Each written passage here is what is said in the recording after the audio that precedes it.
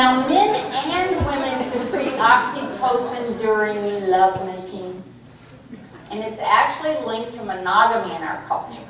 It's that warm, special feeling of connectedness that comes after that particular sport. But the most important thing I want to point to is under stress, men secrete testosterone. Fight or flight, that's what we learned about in school, right? Testosterone suppresses oxytocin. Good for perpetuation of the species. If his job is to go fight the enemy or the threat, it's not really good for him to feel bonded. Now, women under stress may do the fight or flight thing, but they have a larger repertoire because they secrete oxytocin. And the last thing that makes women outsiders is humor. There's big differences in the way men and women do and value humor. And I didn't get it.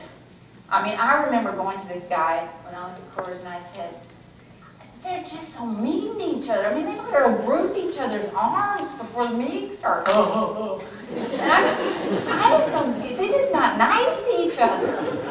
And then they started doing it to me. And then I learned that meant they liked me. But I did not understand this. And very often, of course, men are uncomfortable doing their male humor about women, so it can keep women as outsiders too. Women will sit there, and I know this because I was at the sea level table, we'll wait our turn, which will never come. And then we're not comfortable interrupting, and when we are interrupted, we give up the floor.